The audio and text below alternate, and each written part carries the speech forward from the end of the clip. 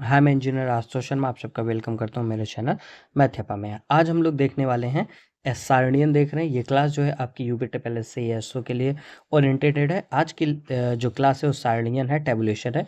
इसके पिछले क्लास में हम लोगों ने पढ़ा था क्लासिफिकेशन क्या होता था और उससे रिलेटेड जो भी चीज़ें थी वो पढ़ा था। आज देख रहे हैं हम लोग टेबुलेशन। ठीक, टेबुलेशन क्या होता है?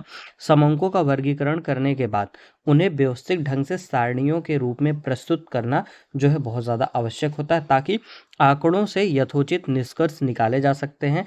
क्रॉक्सटन एवं काउडन का कहना है कि स्वयं अपने प्रयोग हेतु या अन्य लोगों द्वारा प्रयोग किए जाने के उद्देश्य से समंकों को किसी उपयुक्त रूप में प्रस्तुत किया जाना चाहिए। आमतौर पर समंक या तो सारणियों में क्रमबद्ध किए जाते हैं या रेखीय विधियों द्वारा उनका चित्रण किया जाता है। ये कहना किसका है? क्रॉक्सटन और काउडन का। ठीक, क्रॉक्सटन और काउडन ने क्या कहा था, इस स्टेटमेंट को जो है आप याद रखिएगा। ठीक है, जहां तक सारणियन के अर्थ में प्रश्न है, सारणियन समंकों को प्रस्तुत करने की एक व्यवस्थित पद्धति है ना, व्यवस्थित पद्धति है।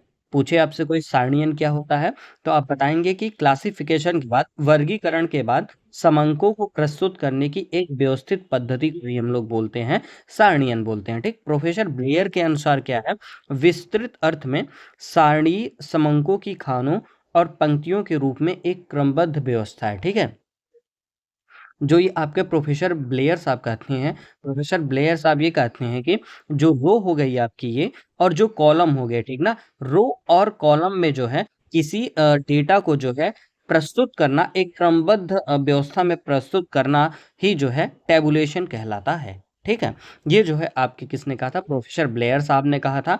और क्रॉक्सटन और काउंडन की परिभाषा याद रखिएगा आप। ठीक है, ठीक, तो ये चीज है। और सारणियन का अगर ऐसा सिंपल मीनिंग कोई पूछे आप तो बताइएगा, जो सारणियन होता है वो क्या होता है? क्लासिफिकेशन के बाद जब डेटा को जो है व्यवस्थित, मतलब प्रस्तुत करने की जो एक व्यवस्थित पद्धति होती है, उसी को हम लोग सारणियन बोलते हैं। ठीक है, आइए प्रोफेसर कॉर्नर के अनुसार देख लेते हैं।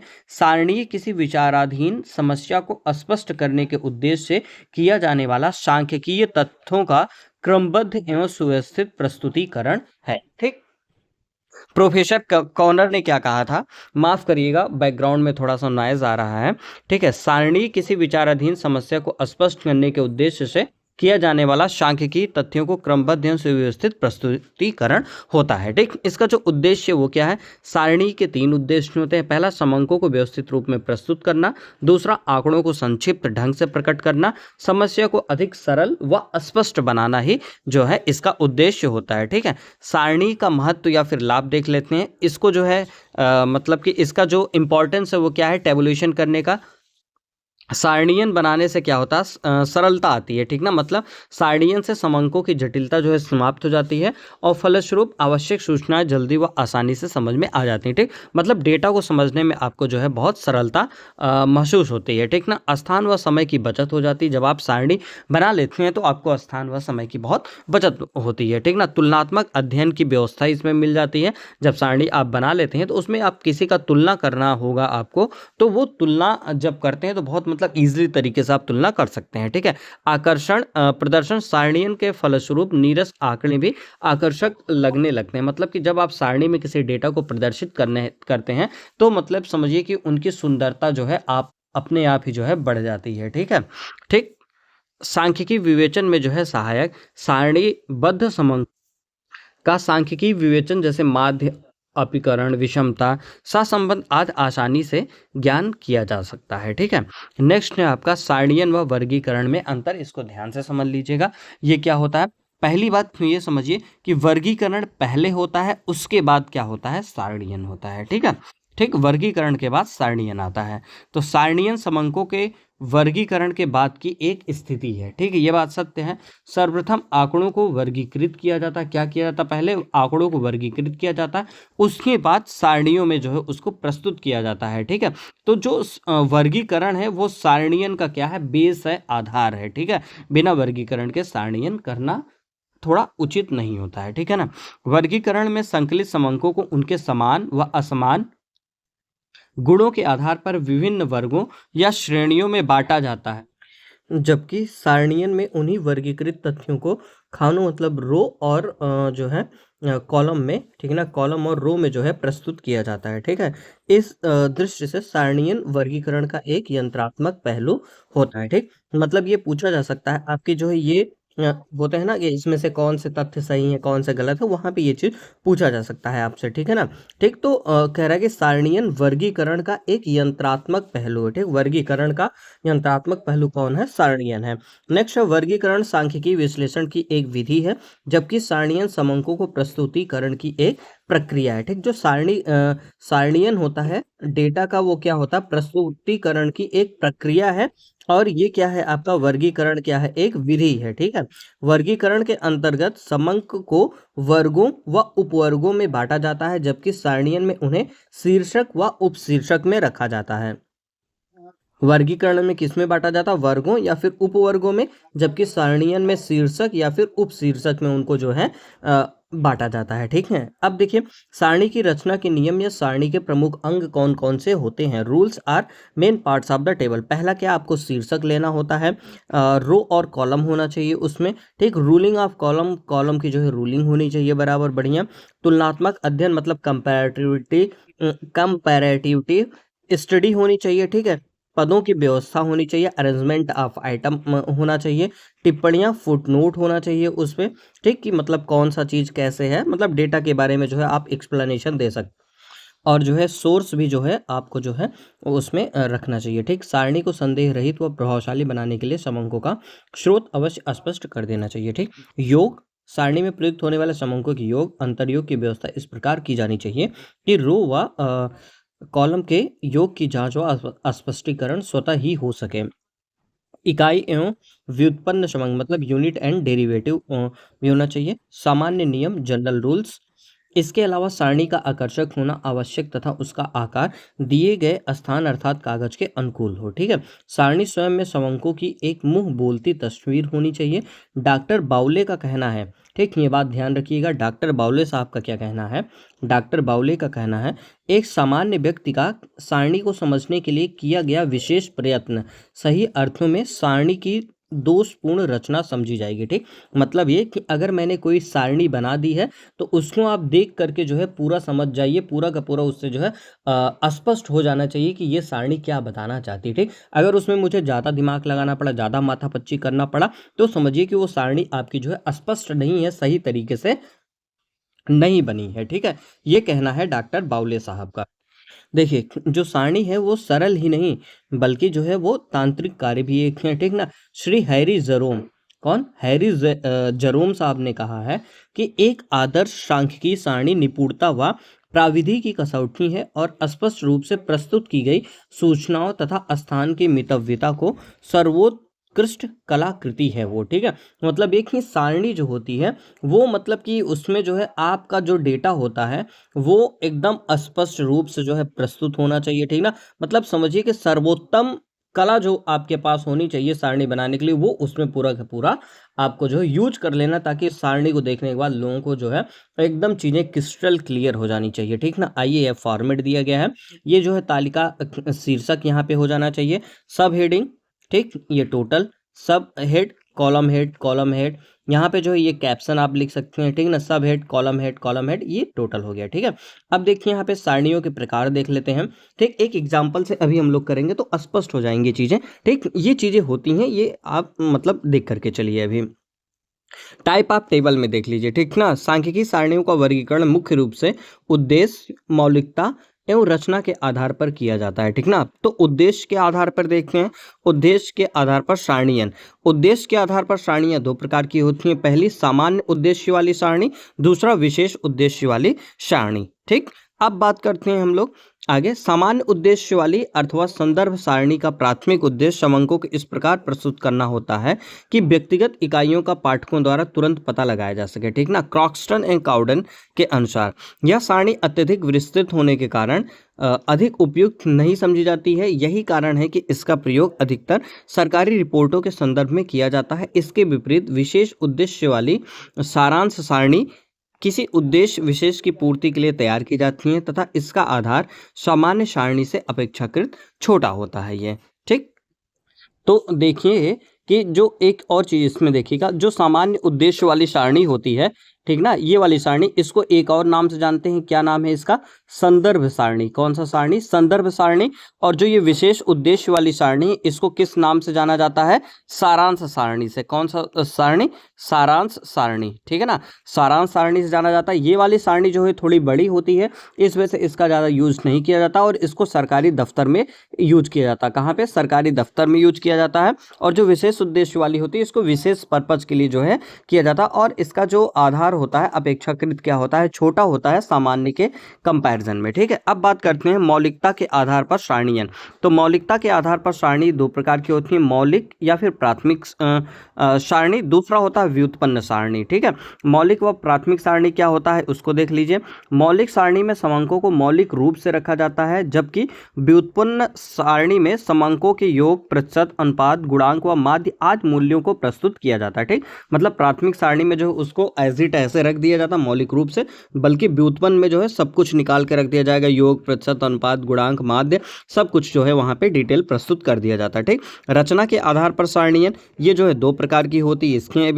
इसके भी अकॉर्डिंग, पहला सरल सारणी, सिंपल टेबल, ठीक, और दूसरा होता है आपका जटिल सारणी, ठीक है। सरल देख लेते हैं, जब समांकों केवल एक ही गुण अथवा विशेषता के आधार पर प्रस्तुत किया जाता है तो सरल सारणी कहते हैं। मतलब इसमें एक ही गुण या फिर एक ही विशेषता के बारे में जिक्र किया जाएगा। जैसे ये देखिए, ये बना हुआ है आपका एज ग्रुप, आपका इतना हो गया, 0 से 20, 20 से 5, फिर ओवर 20 से 50, फिर ओवर 50, 50 से ज़्यादा, ठीक। फिर नंबर ऑफ पर्सन, कितने लोग हैं, कितने लोग नहीं है, ये कुछ इस तरीके से डेटा दे दिया जाता है, ठीक है। जटिल सारणी देख लीजिए, कॉम्प्लेक्स टेबल, जब समांकों को एक से अधिक विशेषताओं के आधार पर प्रस्तुत किया जाता है तो उसे जटिल सारणी कहते हैं। जैसे जटिल सारणी पुनः 3 रूपों में जो है बांटी जाती है। कौन कौन सी? द्विगुण सारणी, मतलब डबल आर 2 वे टेबल होता है इसमें, ठीक है। ये हो गया आपका, ठीक। अब इसको भी अच्छा, दूसरा देख लीजिए आप, त्रिगुण सारणी, मतलब ट्रेबल या फिर 3 वे टेबल हो गया।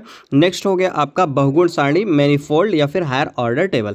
एक एक करके आइए देख लेते हैं क्या क्या होता है ये, ठीक है। पहला है आपका द्विगुण सारणी, उसे कहते हैं जिसमें समांकों की केवल 2 विशेषताओं का समावेश होता है, ठीक है। जैसे जनसंख्या का आयु या फिर जो है लिंग के आधार पर वितरण, ठीक है, उसको जो है हम लोग यहाँ पे 2 फीचर्स ले रहे हैं, इसलिए उसको डबल आर 2 वे टेबल बोला जाता है, ठीक ना। जैसे ये देखिए, एज ग्रुप यहाँ पे 0 से 20, 20 से 50, ओवर 50 दिया गया, तो अब यहाँ पे मेल और फीमेल दे दिया गया, ठीक। नंबर ऑफ पर्सन जो है मेल और फीमेल जो है यहाँ पे देखिए 2 विशेषता आ गई, मेल और एक फीमेल, और फिर इन दोनों का टोटल यहाँ पे कर दिया जाएगा। तो ये जो सारणी बन रही है वो 2 वे टेबल हो गई, ठीक। अब देखिए 3 वे टेबल क्या होता है?